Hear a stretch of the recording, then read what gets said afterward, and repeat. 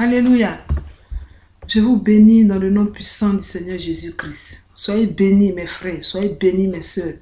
On a besoin d'être bénis, on a besoin d'être enrichis dans le Seigneur. On a besoin d'être fortifiés. Aujourd'hui, mon message, une bonne réputation en Christ. Une bonne réputation en Christ. Alléluia. Qu'est-ce qu'une bonne réputation en Christ?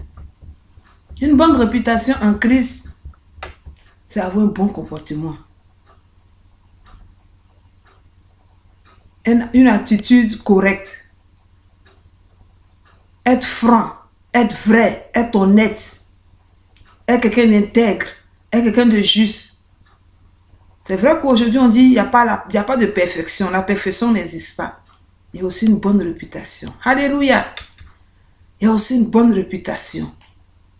Le monde souffre aujourd'hui parce que plusieurs n'ont pas une bonne réputation. Alléluia. Plusieurs n'ont pas une bonne réputation. Plusieurs n'ont pas une bonne réputation. J'insiste là-dessus. Une bonne réputation en Christ. Alléluia. Tu peux te séparer de quelqu'un et puis avoir une bonne réputation. Tu peux sortir d'un mariage et avoir une bonne réputation. Ce n'est pas conseil de se divorcer. Mais je ne juge pas. Je ne suis pas venu pour juger. Alléluia.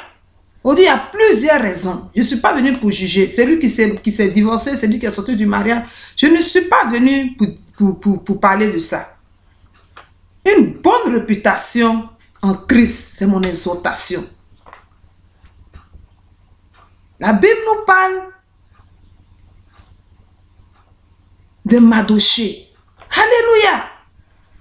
On va prendre des exemples dans la Bible. La Bible nous parle de Mardochée. Mardochée était un exemple pour Esther. Il a bien éduqué Esther. Alléluia. Cette juive qui était orpheline de père et de mère, c'était son nom. Mais il n'a pas maltraité. Quand tu as une bonne réputation, tout ce que tu fais pour ton frère, pour ta soeur, pour l'enfant d'autrui, il y a un avenir. C'est pour ça que j'ai donné l'exemple de Mardochée. Alléluia. Esther n'a pas épousé n'importe qui. C'est le Seigneur même qui a organisé son mariage. Il lui a donné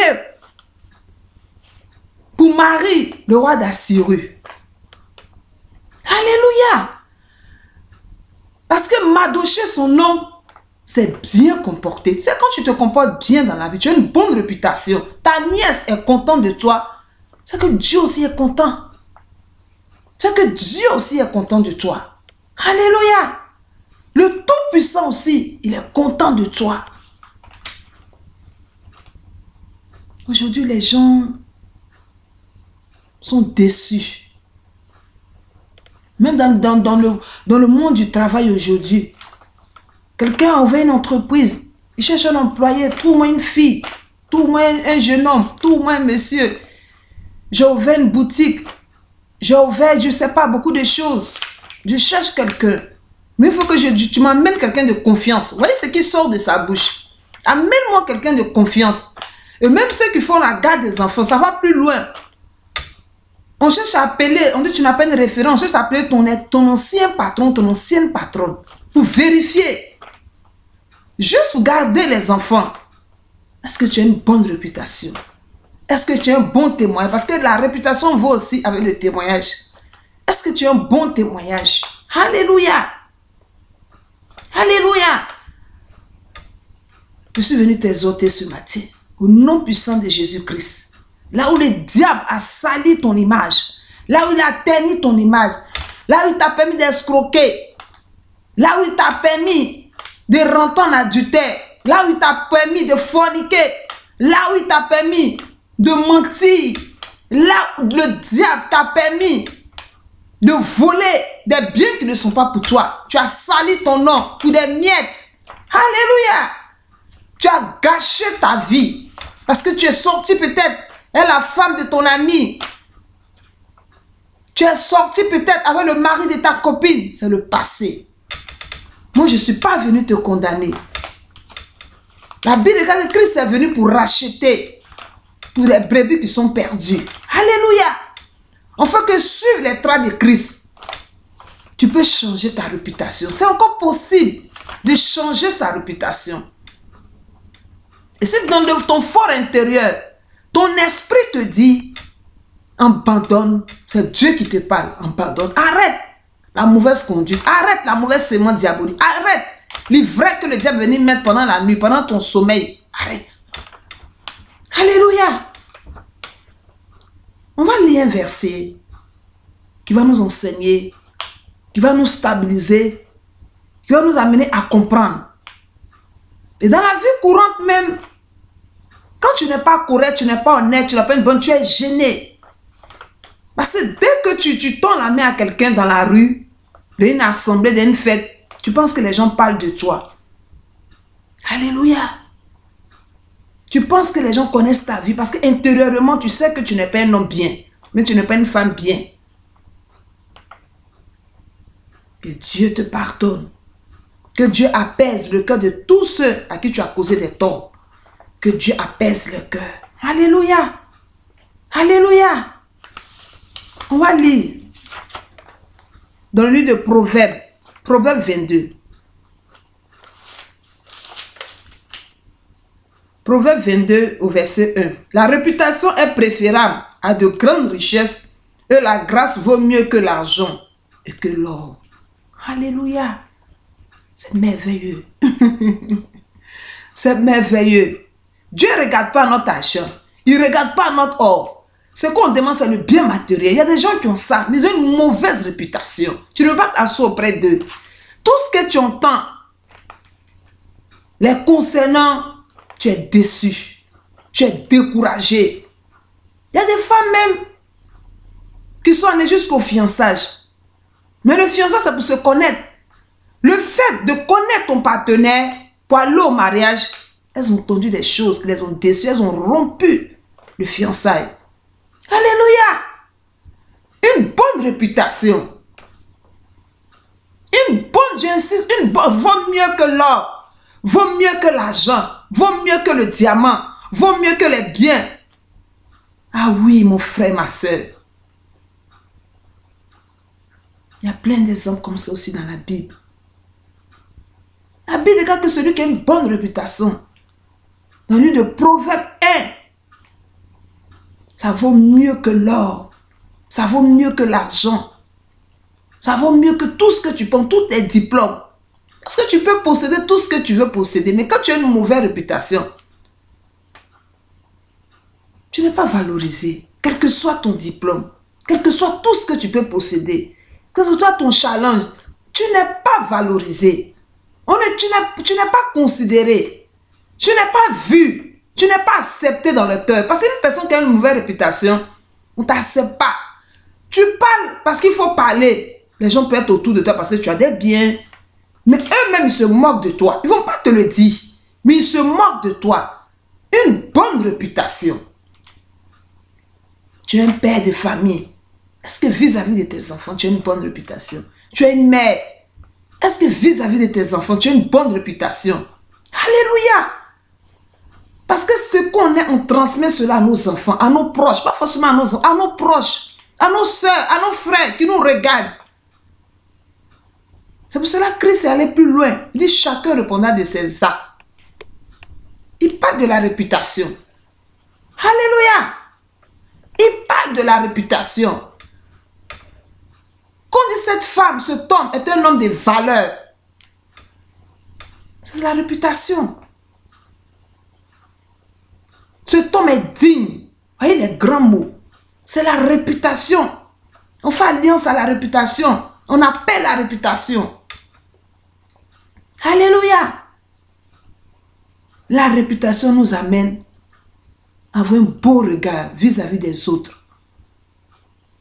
On va lire un verset où Dieu entend de nommer des personnes qui ont de mauvaises réputations. Peut-être dans ce récit biblique, tu peux te retrouver et puis fais un travail sur toi-même pour avoir une bonne réputation. Alléluia. Proverbe 22 au verset 12. On commence à lire au verset 12. Il dit, les yeux de l'Éternel gardent la science, mais il confond les paroles des perfides. Le paresseux dit, il y a un lion dehors, je serai tué dans les rues. La bouche des étrangers est une fosse profonde. Celui contre qui l'Éternel est irrité, il tombera. La folie est attachée au cœur de l'enfant. La verge et la correction l'éloignera de lui. Au verset 16. Opprimer le pauvre pour augmenter son bien, c'est donner aux riches pour n'arriver qu'à la disette. Alléluia. Du verset 12 jusqu'au verset 17. La Bible nous parle des moqueurs, la querelle, les disputes, l'iniquité, les perfides, les paresseux, les gens obscurs, des escrocs. Tu prends le bien des pauvres pour augmenter tes biens. Ça parle de l'escroquerie. Alléluia. Au verset 16 même, il dit, opprimer le pauvre pour augmenter son bien, c'est donner aux riches pour n'arriver qu'à la disette. Prêtez l'oreille et l'écoute, les paroles des saints, applique ton cœur à ma science. Alléluia. Alléluia. Au verset 9, je vais encore un peu plus devant. Il dit, l'homme dont le regard est bienfaisant sera béni parce qu'il donne de son pain aux pauvres. Chasse le moqueur et la querelle prendra fin. Les disputes et les outrages cesseront. Donc celui qui est querelleux, celui qui aime les disputes, celui qui est paresseux, celui qui est perfide, celui qui est escroc, qui prend le bien des pauvres. Tu sais que son père est mort. Tu prends la terre de son père et tu vends la terre de son père. Et toi, tu payes une maison. Et le pauvre, bien la pauvre fille, elle entend de souffrir. Elle entend de mendier. Alléluia. Tu augmentes tes biens. Sachant que son père est décédé. Et son père, c'est un frère à toi. Et tu as tous les documents. Une mauvaise réputation. Des gens qui se moquent. Les gens qui sont dans la dispute, des querelles. Des gens qui escroquent, qui prennent des biens qui ne sont pas pour eux. Alléluia. Des gens qui font des fausses accusations. Des paresseux. Parce que tu es paresseux, tu comptes sur quoi? Tu ne comptes pas sur l'argent, sur le travail, sur les biens de celui qui est courageux. Non. Et quand la Bible nous parle des gens paresseux, et des gens envieux.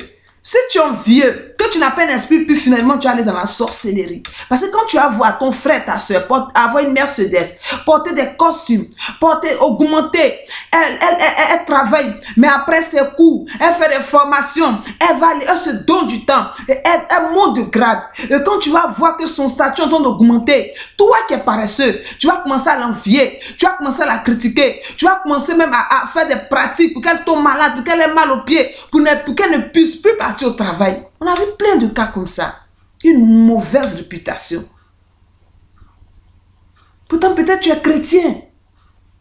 Quand tu t'assois avec tes frères, c'est pour critiquer. Quand Dieu t'amène des amis, toi-même tu les détruis, tu les salis, tu organises des mensonges à leur compte. Une mauvaise réputation. Tu peux sortir d'une relation en paix. Tu peux sortir d'une église aussi en paix. Alléluia. Tu peux sortir d'une communauté en paix, d'une association en paix, d'une tontine en paix. Tu peux sortir aussi de ta banque, changer de banque en paix. C'est possible. On ne peut pas être tous victimes comme ça. Quand tu entends parler de certaines personnes qui ne sont pas en Christ, vous les chrétiens, vous êtes même chose. Vous êtes même chose comme les gens du monde. Mais ce n'est pas Espérance qui dit ça. C'est ton comportement qui va le convaincre et puis il aura confiance en toi. Alléluia. Quand tu entends certains hommes de Dieu, certaines femmes de Dieu, je ne viens pas critiquer. Je ne viens pas parler mal. Mais tu ne peux pas traiter tes brebis que le Seigneur t'a données. Faire une discrimination, parler avec arrogance, les traiter. Non. Quand on vient à l'église, c'est parce qu'on est d'abord malade. C'est parce qu'on est d'abord malade. Et c'est la parole de Dieu qui est notre cachet. C'est la parole de Dieu qui est notre comprimé, qui peut nous guérir. C'est la parole de Dieu qui peut nous scanner à détecter le mal qu'on a. Alléluia. En tant que berger de l'église, en tant que pasteur, prophète ou bien diacre, tu dois contrôler ton langage, ce qui sort de ta bouche. Alléluia. Tu dois être un homme de paix. La Bible dit que l'arrogance ni les perfides n'habiteront dans ma maison. Alléluia. Du verset 9 jusqu'au verset 17. Dit les paresseux. Tu as pris le temps pour délivrer cette soeur. Tu verras que son comportement va changer. C'est parce qu'elle est malade qu'elle est à l'église. Et c'est le Seigneur qui l'a menée à l'église. La réputation Christ. La réputation Christ. Je suis venu exhorter le corps du Christ à avoir une bonne réputation. Alléluia. Tu n'es pas venu prendre les secrets qu'une brebis infidèle t'a confié. Venu prendre pour prêcher. Non, ça ne se fait pas. Ça se fait bien beaucoup de messages. Et si cette personne a eu beaucoup de traumatismes dans sa vie, elle va rentrer en retrait. Elle va rentrer en elle-même comme un escargot. Elle sera frustrée. Et c'est Dieu qui souffre. Parce que c'est lui qui fait le travail. Il nous amène des brebis. Et on les rejette, on les juge. On les trouve bizarres. Mais c'est parce qu'ils sont malades. Christ, il est venu pour ceux qui sont malades, pas pour ceux qui sont bien portants. Il n'est pas venu pour ceux qui sont bien. Toi, tu es bien portant là. Tu es là en activité. Tu ne vas pas t'occuper d'eux. Il dit il est venu pour ceux qui sont malades. Des gens malades comme nous. Pour nous guérir, pour nous donner le souffle de vie, la joie de vivre. Et tu ne peux pas dans le Christ. Et puis ta langue est pour blesser les brebis du Seigneur. J'insiste là-dessus. Les brebis du Seigneur. Traiter des gens de fous, de folles. Alléluia. C'est Dieu qui fait grâce. C'est le Seigneur qui fait grâce. Il dit ma maison sera une maison de prière. Pourquoi il dit sa maison sera une maison de prière? Parce que dans la maison du Seigneur, il y a tout. Il y a tout. Tout ce que tu ne peux pas t'imaginer, tu seras confronté à cela. Il y a tout. Alléluia. Avoir une bonne réputation. En parlant du Seigneur. Ne pas indexer les autres. Parler de ce que Dieu t'a dit de parler. Point bas, c'est fini. Tu n'as pas contourné, chercher la graine, chercher le pulpe, chercher les choses même qui n'ont pas de sens ni de valeur. Alléluia. Le Seigneur nous a appelés. Il sait pourquoi il nous a appelés. Pour aider. Pas pour juger, pas pour calomnier. Alléluia. Et notre récompense viendra du Seigneur. Alléluia. On va lire au verset 22. Il dit ne dépouille pas le pauvre parce qu'il est pauvre et n'opprime pas le malheureux à la porte. Car l'Éternel défendra leurs caux, il ôtera la vie à ceux qui les auront dépouillés. Tu es un serviteur de Dieu, tu parles mal. Tu n'es pas paisible dans ton langage. Tu es en train de dépouiller la vie de quelqu'un. Parce que la personne part à la maison avec une tristesse. La personne part à la maison avec un regard malheureux. Dieu dit défendra leur cause. Dieu, il dit défendra leur cause. Il dit ne fréquente pas l'homme colérique. Ne va pas avec l'homme violent. De peur que tu ne t'habitues à ses sentiers. Et qu'il ne devienne un piège pour ton âme. Ne sois parmi ceux qui prennent des engagements. Parmi ceux qui cautionnent pour des dettes. Si tu n'as pas de quoi payer, pourquoi voudrais-tu qu'on enlève ton lit dessus de toi? Ne déplace pas la bonne ancienne que tes pères ont posée. Alléluia. Ne déplace pas la bonne ancienne que tes pères ont posée. Dieu est souverain. C'est lui qui a bâti l'église. Il faut qu'on entretienne le corps du Christ. Alléluia. Il faut qu'on entretienne le corps du Christ. Tu ne peux pas prendre un engagement devant Dieu. Oui, Seigneur, je fais serment à toi. Et tu m'amènes tes brebis. Je vais les suivre. Et tu ne les suis pas correctement. Elles deviennent ta cible. C'est Dieu qui récompense. C'est Dieu qui rend prospère. Ce n'est pas nos offrandes, nos dîmes que les brebis envoient qui rend prospère l'église. Non. C'est ton bon travail qui fera prospérer ton ministère. Alléluia. Alléluia. Parce que cette brebis-là, elle peut donner aujourd'hui, mais demain, elle peut ne pas avoir. Tu fais comment? Ou bien il peut quitter l'église. Tu fais comment? Mais un bon travail, une bonne réputation en tant qu'un serviteur de Dieu, une servante de Dieu. Tu as ton salaire devant Dieu. Tu as une conscience pure. C'est ce que j'appelle salaire. Moi, je ne parle pas d'argent. Parce qu'aujourd'hui, l'argent, il y a des dettes. Tu peux prendre crédit. Je parle d'une conscience. Quand je parle d'argent, d'une conscience. Le Seigneur te donne une conscience pure, un esprit pur. Tu es en paix envers toi-même. Alléluia. Dieu ne fréquente pas l'homme colérique. Une personne aussi qui cherche avec une bonne vie, tu ne peux pas fréquenter des gens colériques. Tu vas t'habituer à leur comportement. On finit toujours par s'habituer. Tu vas t'habituer parce que l'habitude est une seconde nature. Tu vas finir par t'habituer. Tu vas finir par parler comme eux. Tu vas finir par t'énerver. Tu vas finir par juger. Tu vas finir par critiquer.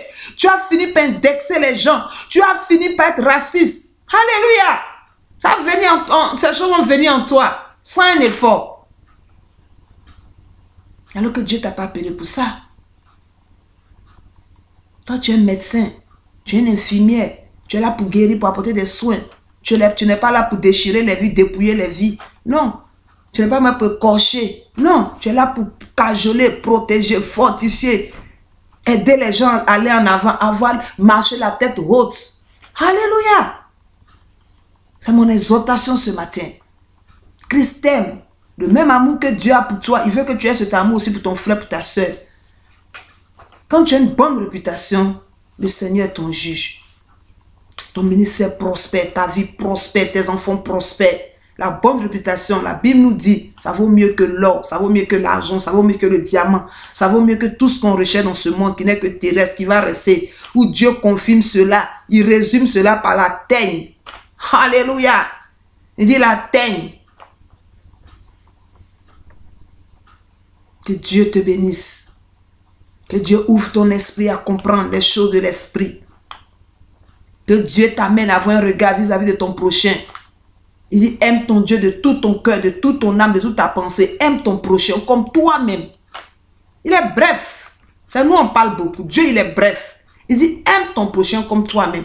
Quand tu t'es bien comporté vis-à-vis de quelqu'un, ma soeur, même si la personne est partie avec ton argent, même si la personne est partie avec ta nudité, même si la personne est partie avec, je ne sais pas, avec des dettes, la personne a pris ton argent, elle est partie, la personne s'endettait et la personne n'a pas payé ses dettes, la personne est partie. Ta bonne réputation fera que le Seigneur te rendra au centuple. Parce que le bien, c'est pour Dieu. Il faut noter ça. Le bien, c'est pour Dieu. Dis-toi que je fais ça pour Dieu. Et quand tu nourris ces pensées, tu vois tout le monde différemment. Alléluia. Tu te dis que non, si mon frère m'a fait, mon frère Y, je ne pense pas qu'il va me faire aussi. Tu n'es pas braqué. Ton esprit est ouvert. Tu donnes la chance à plusieurs personnes de venir auprès de toi. Alléluia. Sois béni ce matin. Sois béni. Une bonne réputation, Christ. On va prier ce matin. On va demander la grâce de Dieu. Avoir une bonne réputation, c'est la grâce. Et toutes ces méchancetés. On veut rendre le coup par le coup. On veut se venger. Alléluia. On veut montrer qu'on est aussi têtu. Non. Il y a des choses, ça ne vaut pas le coup. C'est te diminuer. Alléluia. C'est te diminuer. On va prier. Oh Jésus-Christ de Nazareth, le Dieu de gloire. J'appelle ce matin le Dieu de gloire. Celui qui fait grâce à celui qui est humble. Celui qui fait grâce à celui qui pardonne. Seigneur, viens mettre la paix dans le cœur de mon frère, afin qu'il marche de gloire en gloire, afin que la bonne réputation fait partie de son quotidien, afin que tu lui donnes la sagesse, le discernement et l'intelligence, afin que ce soit un homme juste, intègre, dans le nom de Jésus. Saint-Esprit, c'est toi qui fais le travail. Saint-Esprit, je t'appelle dans la vie de mon frère et de ma soeur. Viens opérer des miracles, un miracle authentique, alléluia, afin qu'il y ait changement de caractère, changement de circonstances, car la Bible déclare que Dieu est le Dieu des temps et des circonstances. Là où mon frère avait pris des engagements, il ne respectait pas ses engagements.